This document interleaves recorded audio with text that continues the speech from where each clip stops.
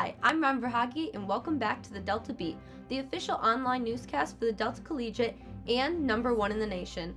Over spring break, members of the collegiate staff attended the College Media Association Spring Conference in New York City, where we were awarded first place for Best Online Newscast nationwide. We are honored to receive this award and would like to thank you, our readers and viewers, for sticking with us as we made the Delta Beat what it is today. Delta College approved a tuition hike at this month's meeting. Why was this hike needed, and what did Delta students think about paying more for their education? We sent reporter Madison Godey to answer those questions.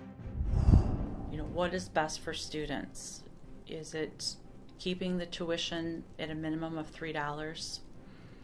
That's less than a 3% increase, which includes the technology of $1.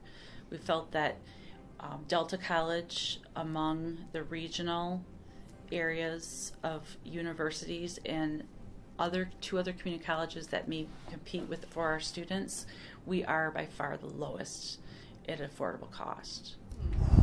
Well, I can't see it really affecting me right now, but it seems kind of unfair, because if they do this for 20 years, then it's going to be up to $100 or whatever. It'd be a lot more expensive, so maybe not be able to go for the first 2 years, maybe take breaks on and off during the semesters. Yeah, I'm going full time, but the school has to make money too, so. Did you miss the St. Patrick's Day parade in Bay City? If you did and would like a recap, check out our video coverage online.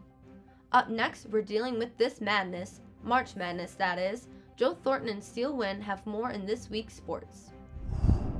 What's up, guys? So I'm here looking at my March Madness bracket, and overall it's still looking pretty good. This weekend was a little rough for me, but my Final Four is still intact and the Sweet 16 is looking strong. I got Duke winning it all going up against Kentucky, and I'm really thinking the Blue Devils can, pull it out with Zion Williamson at the helm. What about you, Steele? You see, Joe, I'm a little busted on my bracket here, but I've got Purdue winning in the finals. They're the best team in the NCAA by far. It's unequivocal. There's no denying it.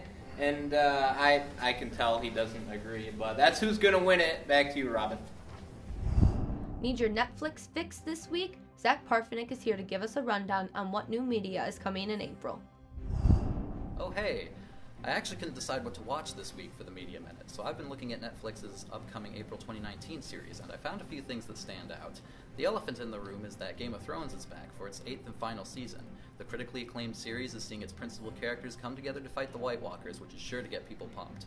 In other news, though, Brie Larson and Samuel L. Jackson are coming together from Captain Marvel to make Unicorn Store, a series that is actually directed by Larson herself. It follows an art school dropout who comes across a mysterious underground venue in which Samuel L. Jackson's character promises her a unicorn if she can prove herself worthy.